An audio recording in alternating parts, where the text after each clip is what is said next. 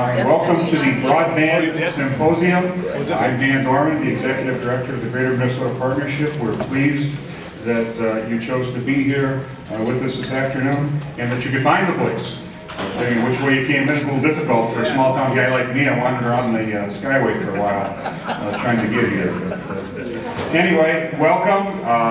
And the format is a little bit informal. We have some very difficult questions for our guests, and I'll introduce them in a moment, but maybe we should talk a little bit about why we're here, how we got here, and they will enlighten us on the future and why it's all good. Our organization, Greater Minnesota Partnership, last year we went on about a 10 or 12 city road tour. We went out and talked to people, community leaders, business leaders, chambers, EDAs, whoever would come and talk to us about what was happening in their communities and what they thought were the key issues to improving the economic development activity in Greater Minnesota. After that, we sent everybody a survey. We sent it to the chambers to send it out to your members. We tried to get as many input, or as many people to respond to that and provide us input on a variety of issues. So the number one issue that came out of all that was the need to improve broadband in Greater Minnesota. And in all honesty, I served in the legislature for 8 years, and after I got out of the legislature, I went to a couple of broadband meetings, and I frankly stopped going because it felt to me like it was the same meeting. It was just 6 months later, and everybody got together at a different place, and we all said broadband is good, we need more of it, and we'll see you in 6 months, and we'll have coffee, and we'll say broadband's good, we could use more of it, and we'll see you in 6 months. And that's what it seemed like to me, and so I kind of tuned out, and I was pleasantly surprised when I tuned back in that some things had actually happened, and the framework had been laid for the work that a whole bunch of people joined in last year to finally advance this in the legislature and start a broadband fund. We were chatting briefly up here about the lobbying effort last year. Had you asked me at the start of the year if I would have thought that the opposition would have spent as much time and money trying to defeat this, I would have said no. But I can tell you, having spent both 8 years and hanging around quite a bit since then, that there was a considerable effort made trying to defeat this, and I think it was more about fear of what this could possibly be rather than what it actually is. And I understand that. I mean, people get apprehensive about government programs thinking they're going to run over their business and all is lost. But, you know, I think the fear was much worse than the reality. I think the reality is really exciting for the state of Minnesota. So that's how we got here. I'll introduce our panel. We've got a couple questions that we're going to ask them, and then we'll probably take some questions from the audience. And if they're difficult, we do have the State Broadband Director, Dana McKenzie. She'll answer all difficult. You know what you said? Okay, so with us in no particular order is Chris Mitchell. Chris Mitchell is the Director of Community Broadband Networks Initiative at the Institute. You get it all in one card? How many cards you got? The Institute for Local Self-Reliance in Minneapolis. He is a national expert on publicly owned telecommunication systems and edits the online clearinghouse for information about such networks, and that is muninetworks.org. If you have reasonable broadband, you can check that out later. He has published multiple reports on community networks and speaks at conferences across the nation on the subject, and we're very pleased, Chris, that you saw fit to join us today. Thank you. I referenced Ms. McKenzie earlier. Ms. McKenzie is the new Broadband Czar, retitled, no more Broadband Director. She is the Broadband Czar for the entire state of Minnesota. Governor Dayton appointed her just prior, I think, to the legislative session, as I recall. And she served on the governor's broadband task force for 3 years prior to that. Before taking the job with the state, she was the Director of Technology for Cook County, Minnesota, not Illinois. And she was there for 17 years, where she also acted as the administrator for the area's Broadband Commission. which helped bring fiber to the home throughout the area. She started her career in solving internet connectivity issues over 20 years ago, so she started at age 14 after building a communications server that provided the first local toll-free dial-up internet access to the Arrowhead region. The cooperative that runs that service is still in operation today. Ms. McKenzie, thank you for joining us. Next to Mr. Mitchell is Senator Schmidt. Senator Schmidt is from Winona, one of our two champions that are here with us today. I got to object. I love Winona, but I'm from Redmond, and I do that all the time. I don't know why I think you're from Winona. Just to be clear. You look like a Winona guy, but he's from Red Wing.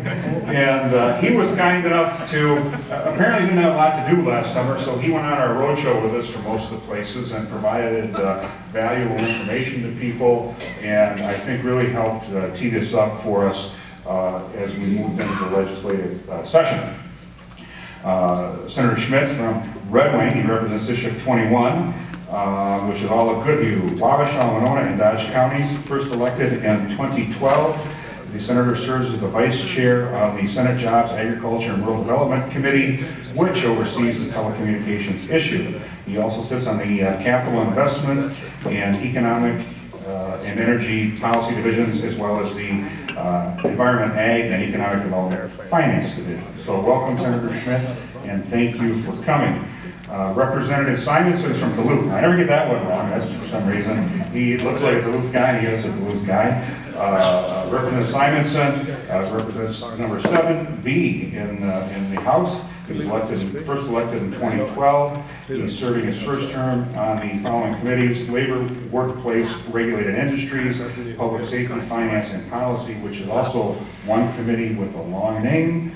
Taxes and Transportation Policy. Outside of his work in the legislature, he serves as the Assistant Fire Chief for the City of Duluth. It says here that it was not a surprise that he became a fireman. Little known fact, on Halloween, from K through 6, dressed up every year as a fireman. I was chatting with his family about that, and you know, I might have made that up. I think it was K through 10. I'm not K. You know, and then found out that's how he got his first date to the prom too, was cat. So maybe you can talk about that later. I don't know if we want to get into all that, but thank you everyone for being here. Let's start, and I kind of laid the groundwork for where we have been. But Ms. McKenzie, perhaps you could tell us. You know, you've got this $20 million, pretty much got her right in your desk drawer, I'm sure. How are the applications coming? Are they coming in? Have you gotten it all out yet? Do we need more? What's the application process? Tell us. All right. She got very copious notes there too. So. Well, we could be here till 7 or 8. No. Okay, I'm sorry. If you want me to dive right into the grant process, I can certainly do that. I just maybe want to just take a moment to acknowledge some of the shoulders that we're all standing on.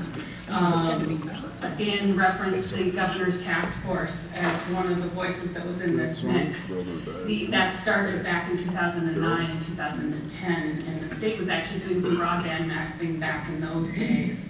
And the lead of that task force was Rick King from Thomson Reuters. And one of the things that he did for all of us was that he established a consensus where both public and private entities agreed on setting a state standard where the state goal was to have border-to-border access for every home in the state at a minimum speed of 10 megabits per second down and 5 megabits per second up. And getting that into legislation has kind of been a backboard that we've all been able to operate off of. And kind of from that work flowed the actual establishment of the Office of Broadband Development last year, which really was able to establish a focal point for all of these issues in the state. And there's someone actually within the state bird-dogging these issues, tracking both what's happening federally, what's happening here locally, what's happening in other states that we might use as good models, and also doing a little bit of silo busting when state agencies should be working together to help us solve these problems. That's part of the role of that office. So then, fast forward to this past May, and the win that we all got this past May was the establishment of the Border-to-Border Broadband Infrastructure Incentive Fund, which is really an exciting thing that we've all been working towards for quite some time. And so once that ball was tossed over the fence by the legislature and the governor's office, it was our role at the Office of Broadband Development to really pick up that ball and build a program and implement it. And you referenced the goal and statute. We're supposed to be there by when? 2015. 2015. Are we going to make it? We're going to get closer now, aren't we? We are moving faster than we have in a long time. Absolutely. Wonderful. Just briefly, though, tell us a little bit about where the application process is. Not all the minutia, but maybe a little bit of a timeline. When do you see the first grants coming out, and will they all be in Overley? I'm going to defer the last question there. However, yes, so we've got a $20 million one-time infrastructure grant fund. That it will be distributed, given the timelines that we've got to work with, in a single competitive grant round. We have been working behind the scenes to put all the elements of that program together, including all the legal work and the forms, the evaluation, scoring criteria, those sorts of things over the last couple of months. And over the last 3 weeks, we've done a tour around the state, and we've got a couple of meetings left that are, what we're doing is we're really talking to people about the details of the program. We are inviting anyone we think might apply for this grant program to come and listen to what we've got so far. And we've allowed for some minor tweaking to the process if someone brings forward a detail that we haven't thought of. So that process is wrapping up here at the end of the month. And we are very optimistic that we will be able to open that grant round here in next month in September. And there will be a 6-week window of 6-week period of application evaluation, and also a challenge process, because if you've been following this issue, you know that the grant is focused on areas of the state that are either identified as unserved, which means they don't meet a minimum FCC standard of 4.1, or underserved, that they don't meet the state standard of 10.5. Because of that, one of the things we need to do is allow for challenge of a grant application where there may be a discrepancy in whether or not an area qualifies for these funds. So that will be happening during that period of time, and then with a target of getting the awards made and announced by the end of the year. And then obviously that's for a couple of very good reasons. Number one, this work is done only during the summer construction season, so we want to make sure that anybody who's going to build these systems has plenty of lead time to know what the resources they have to deal with. So that, and the way the window of the grant is structured, they will have 2 full construction seasons to get the work done. The other one is self-serving for all of us, is we want to make sure that we have those good stories to tell for this next legislative round of discussions. And so that's really the timeline there. Great. Let's move next to Senator Schmidt, if we could. Senator, not just this last summer, but for a long time, you have traveled, worked in the industry prior to your service. What have you seen as good success stories in broadband making a difference in a greater Minnesota community? Anything that sticks out in your head that created jobs, quality of life? What is it that you have seen and really are optimistic that will happen in the future? Sure, thanks Dan. And first of all, thanks Dan for the great overview of the Broadband Fund and what it is going to entail. And if anyone can pull this off, it's you. So I have high hopes and aspirations for what the fund and what your office is going to do with this. I guess just in terms of the importance of this issue, anybody who's been dealing with broadband or economic development, quality of life, whether it's in popular parts of the state or in rural Minnesota, you know that this is the great equalizer. This is really the modern equivalent of the interstate highway system, intercontinental railroad, rural electrification. But there's a huge challenge out there just because of Minnesota's vast size, its disparate population spread around the state, different geographies. If we're committed to making sure that everybody has access to that 21st century infrastructure like broadband connectivity, we need to galvanize the effort, not only the private sector, but the public sector, to try to work together to address some basic fundamental economic challenges of extending networks to hard-to-reach areas. And now you look at why we do it. In my mind, it all comes down to the applications, what the end user uses this stuff for. And you look at those applications and what that's evolved to today and what that means in our lives. It's precision agriculture if you're farming in rural Minnesota. It's telehealth if you want to be able to access your electronic medical records or engage in telestroke technology or other sorts of approaches to medicine in the 21st century.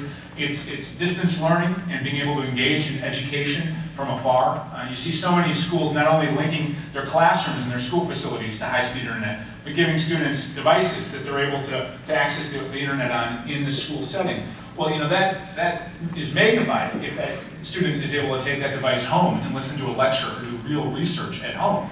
But you can only tap into that spring of potential if every student can take that device home and have access to the internet. And that's where the challenge comes, in making sure that all of our households in Minnesota have access to high-speed internet. And then, of course, it's perhaps the obvious one. It's e-commerce, e-government. How we're able to achieve greater efficiencies with our services in the public sector, how we're able to market our businesses and create new businesses from our homes. And in many parts of rural Minnesota, it used to be that you wanted to attract that plant or that factory. They could employ 50 or 500 employees. That was the game changer for your community. Well, that's still important, but I think in the 21st century, I think just as important is being able to have an environment for an entrepreneur who's located in a part of rural or greater Minnesota to start that home-based business from his or her spare bedroom or garage or office, and maybe build it from home, and maybe have a storefront on Main Street down the road where you're employing folks. And I think that's what you're going to see a lot of communities competing over in the years ahead is how to attract young families, how to attract new businesses, how to give a conduit for their own entrepreneurialism and creativity. And I think that's what broadband means to our communities. Distance and geography don't matter nearly as much as they once did. And from Minnesota's perspective, if our state's going to be firing on all cylinders, if we're going to meet and achieve our economic potential, we've got to tap into that entrepreneurialism, that creativity from folks all around the state. You can't do it if we're not all connecting to the internet at speeds suitable for the 21st century. So the success stories, we have a national expert here on broadband, and Chris can talk about the success stories not only in Minnesota but around the country. But I think that's what we're talking about here, is economic competitiveness, community to community, city to city, state to state. And that's why we've got to get into this conversation. And that's why I'm very pleased with what Minnesota's done in the last couple of years on this topic, creating the Office of Broadband Development, not only to break down the barriers between different aspects of our state government to make them work together better, to make them work for us better, but also to provide a conduit and a clearinghouse, if you will, for communities and other stakeholders to help us achieve our vision. Senator, you talked about barriers. Yeah, please, I'm going on and on here. No, Yeah. well, the next politician, I understand how that happens. But you're a senator, and it's usually as House members. I'm senatorial already. Yeah, there you go. You talk about barriers, and one thing, and this is certainly not a personal reflection because you were fighting like a dog for us the whole session, but there seemed to be a reluctance of the Senate leadership relative to the House leadership. I don't say they were against it, but I'd say that they were not exactly in favor of it, and like, well, okay. Sure. What do you think that's about? Are they really against it? Is it just the fact that, jeepers, we're not on the ballot next year? What's going on there? And maybe more importantly, what can we do to help you, next session, try to change that dynamic a little bit? Well, for folks who were paying attention to this issue, we did have a committee hearing on broadband this year. We had one in the Senate. We had multiple hearings in the House. And I'll tell you this, in speaking to my colleagues at the leadership in both bodies, there is just as much interest in making sure that folks in rural Minnesota have access to high-speed internet in the Senate as there is in the House, in the governor's office. I think what happened here is when the House wanted it bad, the Senate did it, and it comes down to negotiations. And that's the part of the legislative process that, it might, we don't like to think about it, but that's just a fact of life. And I'm very glad that we were able to come out of the 2014 session with a good border-to-border broadband fund. I give all the credit in the world to the House and my colleague here, Representative Simonson and his colleagues for prioritizing this issue and making it happen. And even though the Senate wasn't spending a lot of time on this formally in committees, there were a lot of conversations behind the scenes. And the expectation all along was that we were going to leave with a fund that was going to be appropriately funded to get some good projects out. And so I think moving forward, I would expect next year and beyond, there's going to be full engagement in both bodies on this topic, and we're going to continue to progress this issue. Right. Do you mind if I just had a quick comment? Comment away. I think the only reason... That's why you're here. The reason that I think that we got any bill is because of the hard work of of a number of elected officials, but really because of the organizing efforts of groups like this. I think without the real push of the Greater Minnesota newspapers, all the phone calls that were generated and things like that, I think it would have been something that some very powerful lobbyists would have convinced leadership of both parties to ignore. And I think we're going to be facing that for the foreseeable future every year. So we need to keep making sure that the pressure's on in St. Paul to actually do something. I think that's a very good point. Let's jump over to our friend from Duluth, Representative Simonson. You know, it's kind of funny that depending on which spin doctor that was opposing, did I say spin doctor? I shouldn't, that's majority. That was opposing us, the opposition. If it was somebody talking to a legislator close to Duluth, they say, you know, this is all about Duluth. That's the only reason that Simonson is interested in this, is all this money will go to Duluth. And then if it was somebody in southeastern Minnesota, and Kim Norton was a strong advocate for us, then we would hear, this is all about Rochester. And it's like, wait a minute, it's about neither of them. In particular, it's about Greater Minnesota. It's just, you know, kind of funny how that rumor mill can work there. But Representative, you were certainly strong and a champion for us. But, you know, relative to some other areas, some people say, well, Duluth's got it. But would you say that Duluth could use some improved broadband? And not that you did that only for that reason, but tell us a little bit about Duluth, and then why were you interested in this here? What's it? Why I'm gonna latch onto this and really fight. What were the motivators? Yeah, so for the record, Duluth is only getting 19 of the $20 billion. In all fairness, the rest of it will be distributed equally. Or Rochester, if you believe it. Right, I forgot about Rochester. No, but here, so this is kind of funny, because if you'd asked me 2 years ago if I was going to champion some significant broadband initiative across the state of Minnesota, I probably would have laughed at you, because I really know nothing about broadband. I know enough to be dangerous. But one of my passions is economic development.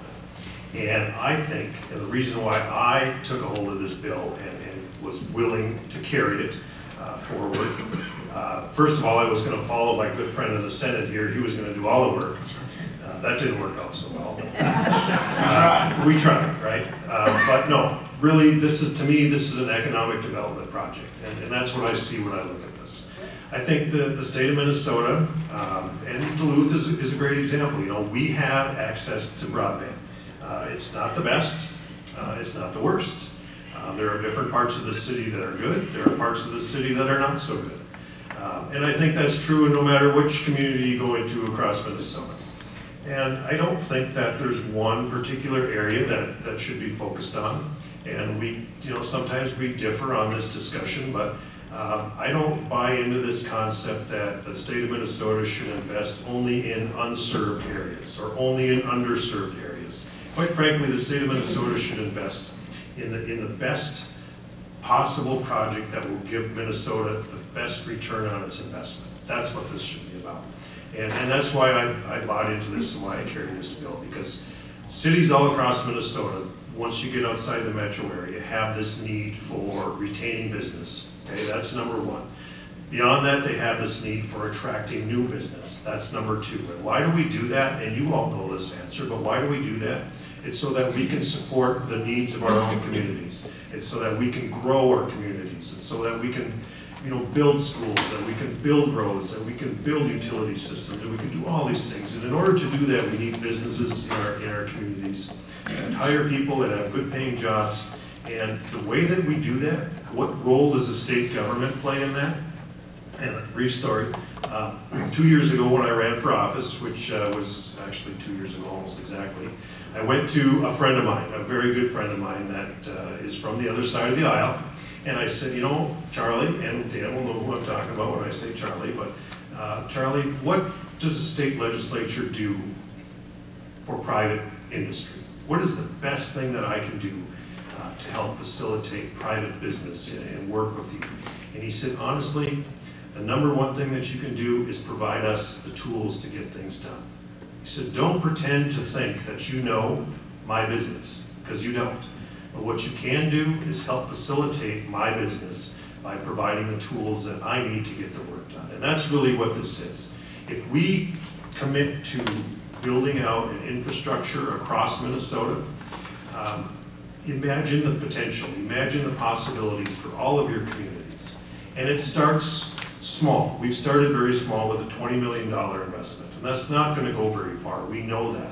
But we also know that we're going to see a huge amount of applications, and that's going to demonstrate a significant need across Minnesota. So I'm excited about the future for economic development. Representative, you talk about the number of applications, and my guess is you're going to have $200 million in requests for $20 million, and it's going to go fast. What do you think the odds are next year? You got a budget year, it isn't the off year, probably won't have as big as a surplus, maybe we will. What are your thoughts on next year? Will we be successful again? What can we do to help you? Because as Chris said here, this isn't about one person, it's about a whole group of people and different groups playing their part to make this happen. So what can this group do to help not just you but other legislators next year? And when will we be successful? What is your prediction? So two things. One, applications need to be made. Okay, even if you're not entirely ready, or you don't think that you stand a chance, or you're just not sure of what might happen, you know, in the future, put that application in, because that application, at the very least, will demonstrate the need within your own community. Okay, the more applications that come in for this $20 million, I'm guessing, is going to demonstrate a significant need, and I'm thinking there's going to be a lot of applications, right? Because I know for a fact that there's a significant need. 2 years from now, if we do this very same thing again, I think there'll be even more applications. But your question was about this time. So communities need to encourage everybody to apply. That's one thing that needs to happen. The second thing that needs to happen is that we need to demonstrate that the dollars that the state can invest return themselves time and time and time again. Okay? The state is in a position where, you know, there's not unlimited funds. We just came out of a difficult session in which we had to balance the budget by doing things that weren't necessarily popular. But we did balance the budget, and going forward, things look a whole lot better. But we don't have unlimited money to throw at projects. So that being said, I think that if the legislature looks at a bill to put more money into a fund such as this, if we can say, you know, investing another $100 million into a broadband fund will return itself 5, 10, 20, 50 times over, and I think that we can demonstrate that over time. I think that helps. You know, I've always found, both in my own experience, that if you want to get something done, you think about an issue that you really care about, to go out and find either the elected officials that are running, or in the case of the senator, to go out and find them anyway asking the question. And I'll ask you maybe for your comments, but don't phrase the question, do you support the broadband fund? Because everybody's going to say, of course we do. So should it be framed, do you support the governor's task force at $200 million or only $100 million? You know, is that how we start getting people on the record? Will that help? Do you recommend that? Don't recommend that? What are your thoughts on that? I would recommend it, but that's it. Dan, is that a question for me? No, that was a comment. Okay. That was a comment, not a question. Respond to that comment. Well, but that is really, you know, what you need to do is you need to go out, you're picking the House members that are running, don't ask them the easy one. Don't ask them that, gee, you support broadband. Sure, I favor the sun coming up tomorrow too. You're going to get that answer. But pin them down and say, hey, the governor's broadband task force, $200 million. Maybe, will you fight for that, or what number will you? I mean, really try to pin them down to a number, and then we can. I think that will be very helpful. Senator, you don't want to comment? Dan, if I could just add to that, I think the points that were made, Chrissy made the point earlier, how we got this done this year. Yeah, we had a surplus. There was a great governor's task force report that came out, and we've had 3 governor's task forces in the last 10 years. Lots of support from the Blandon Foundation, other philanthropies around the broadband issue. But what it really came down to, in my mind, is the demonstrated interest and need around the state of Minnesota. And we probably met with over 20 communities between last November and this past January. And each one of them, we heard the same story. First of all, I'll just share this story with you. We're up the first week in January, and the governor just called off school around the state because it was so darn cold. We're in Park Rapids. Almost 50 people showed up in the morning to talk about broadband because it was that important for them. And that was the tenor that we said at each one of our visits along this border-to-border broadband tour, how important this issue is. And what we took away from that is, hey, folks are sick of talking about this. Again, we want to act, and we want the state to be a facilitator, show us a path forward for our communities that have been grappling with this issue for so long. Give them some hope that there's something that you can achieve. And so I think what we have to do is we have to stay engaged at the local level. And just because we're legislators, it should be no shock to anyone in this room, doesn't mean we have all the answers. And it's so important for you to talk to your own legislators and make them understand why this is so important for your communities. Because if you don't, the assumption might be, hey, you know what? We have broadband before in Minnesota. We're fine. Good enough is good enough. And I always like to compliment the providers and cooperators, who I think are by and large doing pretty good work in Minnesota. But there's basic economic challenges that we've all got to rally around. We've got to have those tough conversations about how to build partnerships. And we've got to recognize the next legislature to do more. We've got to have buy-in. And that buy-in comes from legislators like Eric and myself hearing from our constituents. And so be engaged at the local level, prioritize this issue, and communicate that to your legislators. And I think that's the kind of will that can be generated that can really make a difference. That's why we got this done this year. Let's move on, Chris. We'll go to Chris Mitchell for a second. We hear a lot from the providers. There's this fear of, oh my God, this is the city, they just want to take this over and run us out of business.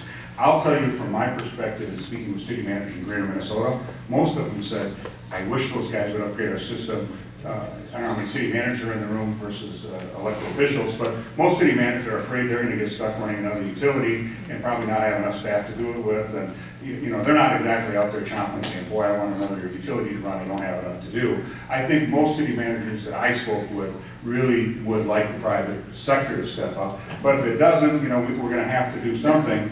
And so talk about the underserved, unserved, just briefly. When I asked that question to some of the cable industry, they're, oh gee, we're just worried about these poor unserved people. They're not going to serve them anyway. So what do you think was driving that debate? And then what else can cities do? How can they apply pressure to try to get that local provider to upgrade their service? Or is there no hope? Oh, there's hope, and there's a lot of things that can be done at the local level even without assistance from the state, although assistance from the state will certainly supercharge any local efforts. And so there's not enough time to talk about all of the range of things that can be done, but towns can do a lot of things without becoming providers themselves. Counties can do a lot without becoming providers themselves. And there is always the option of becoming a provider themselves if that's something that they decide is right. Usually that takes a year or two of study at a minimum. So it's not something that anyone jumps into, and frankly, I've talked with hundreds of communities that have done this around the country. Most of them would say, I wouldn't have done it, I didn't want to do it, but we had to do it. And so I think...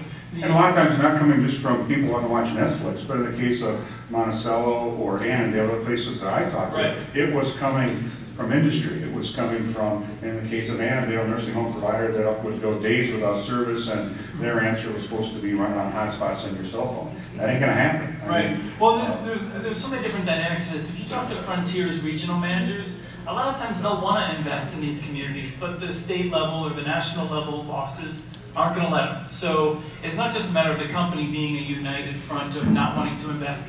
It's very complicated. But regarding the unserved versus the underserved, I think it's really important to take a look at this. And there's two good case studies in Minnesota. One is La Caparo, where the county partnered with a local co-op to build fiber to the home throughout the county in a way that I think this legislation, this pot of money is really going to, I hope, spur those sorts of collaborations. Madison used to be a donut where people would come into Madison, the county seat, and they would have slow DSL or cable access in Madison, but not at home. And so they would love to go to Madison and do their job because they had access to the internet. Then now everyone has fiber to the home except for Madison because it was viewed as being served already. And so now people don't want to be in Madison because, and this is a dramatic oversimplification, I grant you, but in general, their internet's faster at their home than it is in their office. That disincents investment in Madison. And so I would just say that you can look at this from a served, unserved, underserved kind of lens, but that can draw some pretty nasty barriers that will have implications for development in coming years. And so it may be important to resist that. But let me just say that there's a lot of things cities and counties can do, towns can do, and even townships can do, as we're seeing in Sibley, as 17 out of 21 townships are working with the towns to build a very advanced network, creating a new cooperative. And it's a terrific model that I think is really going to help change the landscape in terms of getting new investment in rural Minnesota.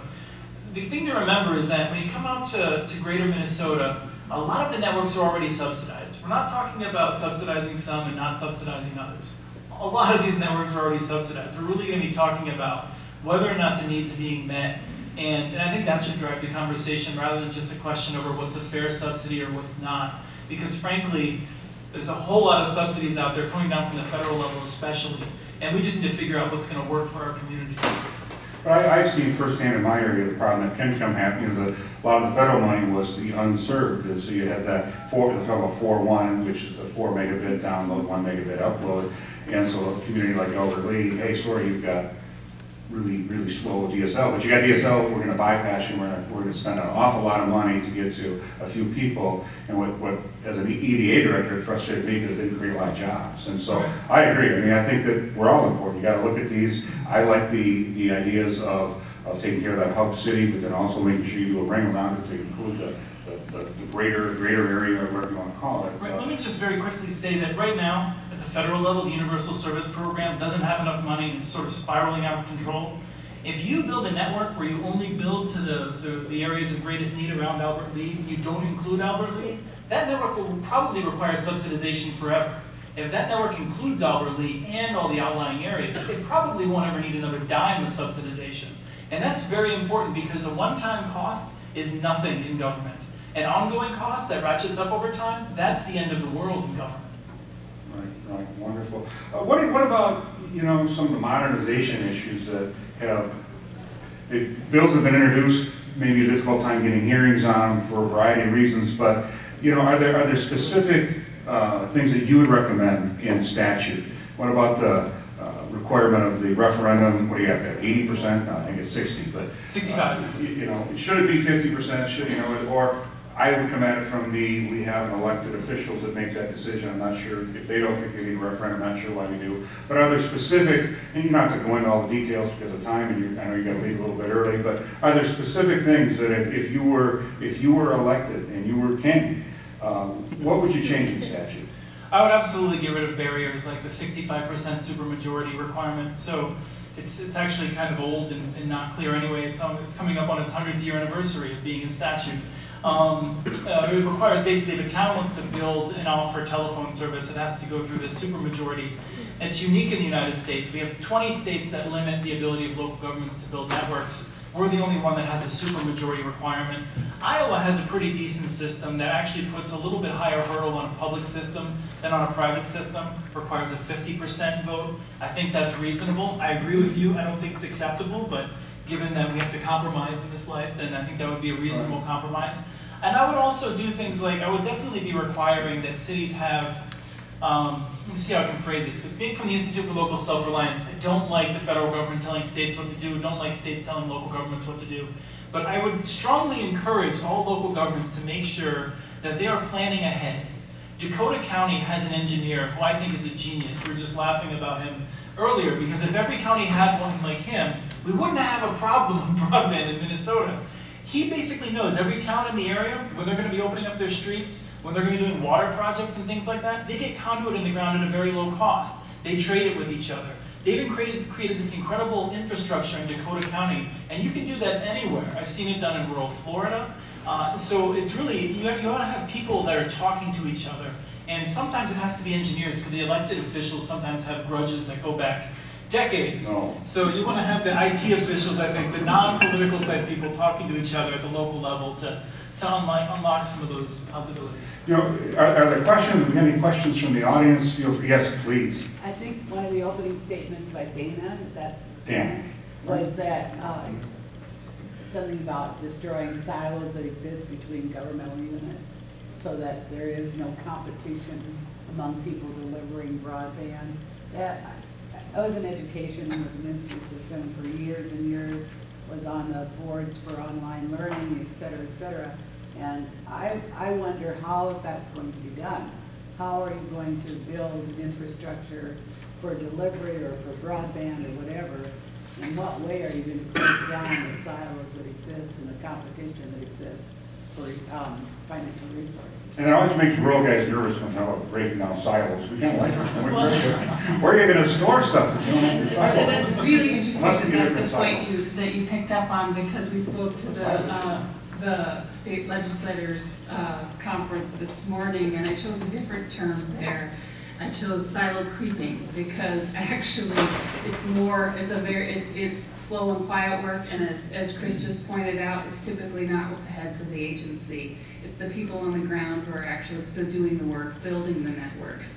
The people who say, wait a second, Minskew, you're building a completely separate video network, and here we are doing the same thing for K-12. They're completely redundant and could be doing the same thing. So it's really that relationship building that we've been doing since I arrived in January. Is we're meeting with all the folks who are actually integrally involved with those plans and starting to connect the dots. And they'll have to be empowered to do that?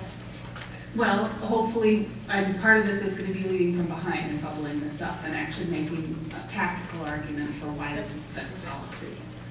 You But it's mentioned, not going to happen fast. None of this work happens fast, and so we all need to be. you talked about individual networks for a moment, everybody goes around. Does the state have a good idea of where the fiber is? I mean, if you go out and you ask a provider, you would think it's a very, they don't want to tell you, they don't want to talk about it, but usually it's in public infrastructure. Do we even really have a good understanding of where existing fiber is? I mean, again, I don't mean to always talk about overly, but I'm familiar with that. And it's frustrating. What you said is I could think of 3 different pieces of fiber within 4 or 5 blocks of that industrial park, and it was tough to get somebody to want to run it over there. And one of the providers, they're like, well, we won't even confirm that our fiber's in that rail line. And so it's like, well, you pulled a permit. I mean, does the state know, or? You're talking publicly owned fiber or Well, privately owned privately fiber? owned if it's buried in a utility, a public utility easement, you think we would track that? Do we track it though? We don't, because all of those decisions, a large majority of those decisions are done at a local level. Right. And that work started many years ago. And at that time, no one was tracking what was being put into the ground to that level of detail. But to Chris's point, one of the examples of where it's being done very effectively is in Dakota County. They decided in the late 90s that this was a priority for them, and so they actually have their public works department track every permit for fiber, and so he has a very robust map. I think it would be a handy thing if we could. And so, just so you're aware, that's one of the things that we're working on with the office, but it's being driven by our economic development folks, because one of the things is network intensive businesses that want to locate in Minnesota, whether it's a data warehouse or that type of business, wants to know where the fiber is, so we're being asked to compile that data. You in the back, young lady, I understand you're quite a singer as well. Oh. Well, then I'll sing my question. No.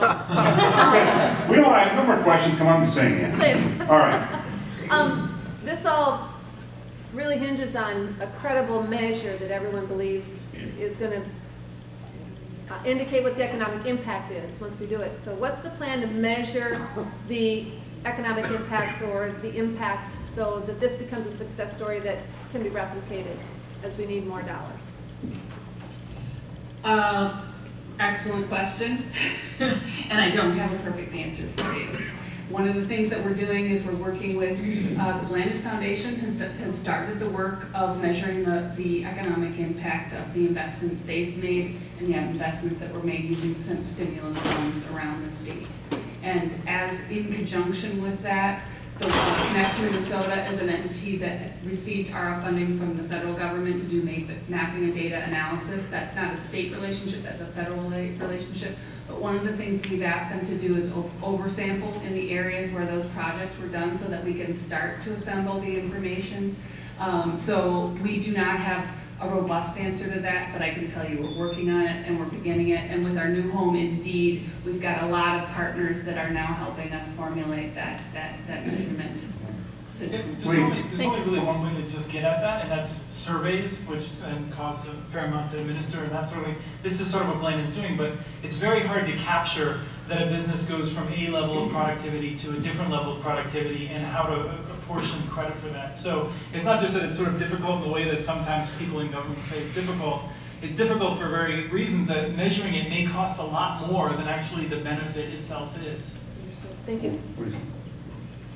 Are you aware of any red tape issues or anything along that line that are delaying or preventing some of the movement for broadband? No, at the state level, federal level, all? All whatever. Well, you will hear from providers, and I'm sure that our elected officials have heard this as well, that local regulations in terms of getting in the rights of way can be a hindrance to investment. And I think in some cases that's true. I think it's overstated in the majority of cases, but there are some towns, and I just know in particular, there's some in New Mexico that are incredibly unreasonable. So I know that they're out there, but I think most towns are willing to work on that sort of thing. But I think it's a handy excuse. Those are the ones you read about in the press often that the industry's complaining about, was that if we just had easier access to the rights of way, then we would do this. And to some extent, where Google's investing in major metropolitan areas, they are requiring expedited permitting and things like that. So there's some evidence along that line. However, there's no evidence that our providers in Minnesota are really, that's their limitation, right? That's a pretty small limitation compared to the overall fact that Frontier and CenturyLink are just companies that have a shrinking customer base from the landline service. They don't have a whole lot of money to invest. And where they are investing right now, it's in places that have competition from Google. So they're actually, in some ways, I'm afraid, moving their investment from the rural areas, to the extent that there was some, into more metropolitan areas where they're facing greater competition. And I would just add to that, Laura Ziegler at the League of Minnesota Cities is working on this issue. And in some instances, it's simply a matter of the elected officials and the city administrators being aware of what these type of builders are looking for. So just from the standpoint of building awareness of what could be helpful in attracting a provider into your area. So I think there's being some work done. A document flowed out of the Google process that actually catalogs a decent list of the types of things that a provider would be looking for if they were going to come into your city. So not something that would be a mandate or anything along those lines, but just compiling a simple document that so that city officials have someplace to turn to ask the question about. Please. There are two different types of access issues for broadband. One is obviously not having the data speeds that are there. Most of Rochester, where I represent, has pretty decent speeds. However, we face the second hurdle that because we have the de facto monopoly status that a lot of places have, we have one of the largest free and reduced lunch populations of students in the state of Minnesota, and none of those families can afford the $55 a month starting point to get onto broadband. Do you see this fund as a tool to address some of these issues, either in incenting competition or helping to expand services to those that need it? You know, thanks for the question. I'll take that. We wanted to begin the conversation somewhere this year, and that's why we focused on the infrastructure piece. But I look at this, you know, as a three-legged stool, if you will, and it's the infrastructure, it's the access, it's the utilization. Adoption's part of that. Making sure it's affordable is a part of that. And I think as we continue the conversation in St. Paul and around Minnesota, it's important for us to have a holistic conversation about, you know, how you maximize investments in broadband infrastructure and how you maximize the benefits to the communities and the end users. And part of that is making sure it's affordable. And so I would definitely expect that future conversations are going to include that, and that part of this fund could be targeted towards adoption down the road. But right now we know that we've got challenges with infrastructure and with basic access, and that's where we got the conversation started. But I'm so glad that you're cued into that. That's something I really want to explore a lot more. Yes, sir.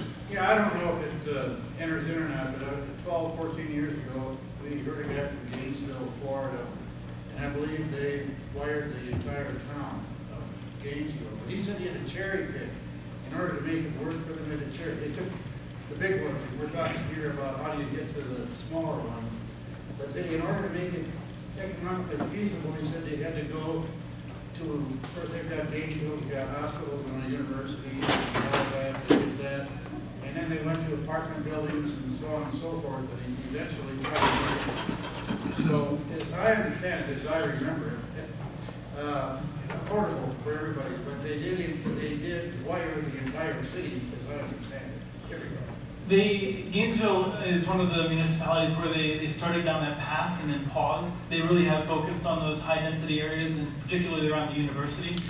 Being an electric utility, in that case, they put fiber all around to hit all their substations and things like that. But it was also, it was a different time then, and the business models have changed, and fortunately the equipment's gotten less expensive, so I don't think we have those same requirements anymore necessarily to be straitjacketed into that approach. You probably talked about it. I had a question about, I'd guess 18 years ago. I was the mayor that was asked to testify in front of a hearing with Wellstone and Biden in St. Cloud, Minnesota. And they were trying to find out what we need out in the hinterlands, I guess. And I checked, at that time, our biggest business in town employed about 500 people, manufacturing business, had to get their own T1 line. That's the only thing they had, you know.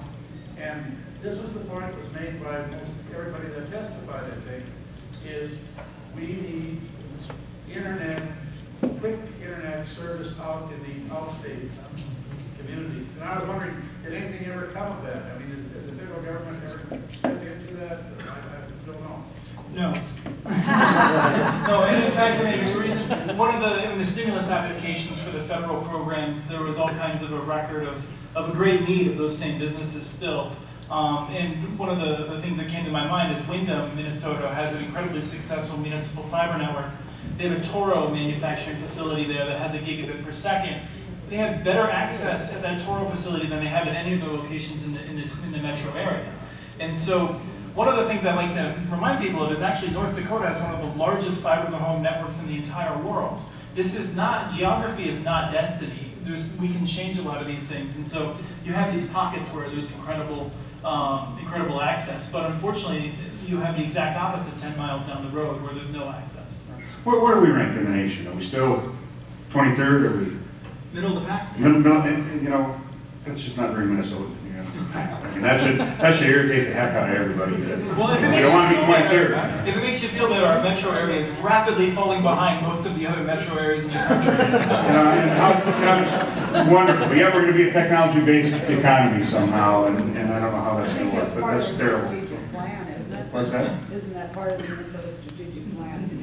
We're supposed to be in the top 10 by 2015 too. Yeah. And what about? But even as a nation, I wouldn't exactly say we're where we should be. It's really hard to do comparisons on the national level. We talked about this a little bit earlier. I mean, in major metro areas, it's true, our major metro areas in the US don't really hold up internationally.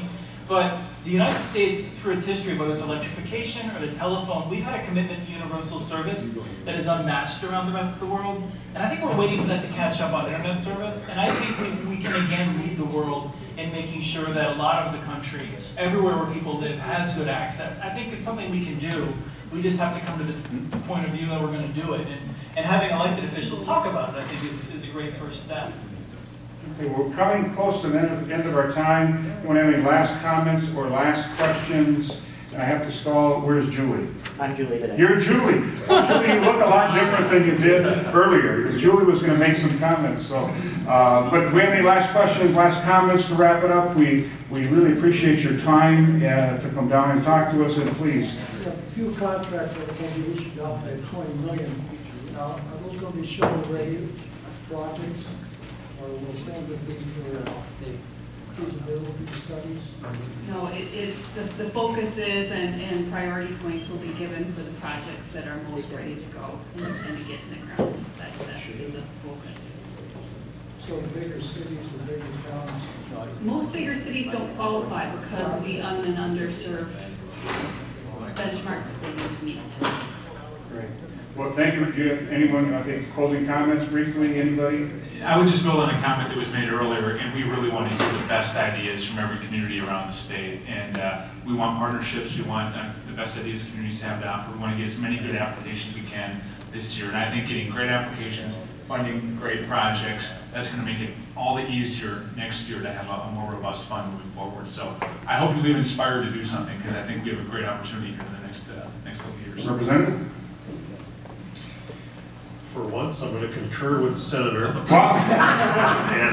But no, really, people, I think, and it's been said a couple of times here today, that the key to the success of passing this bill in a non-budget year, quite frankly, was feedback from Greater Minnesota.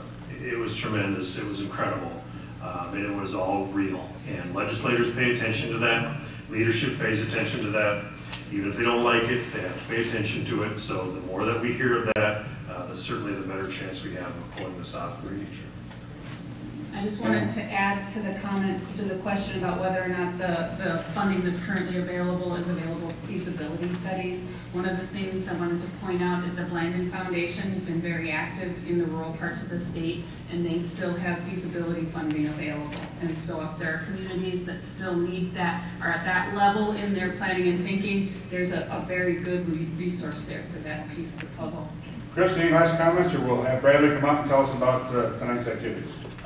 No, I just want to say that I'm sorry I have to rudely depart and rush out during the announcements because I double booked myself tonight. Very efficient of you. Not very, no. All right. Thank you very much for coming.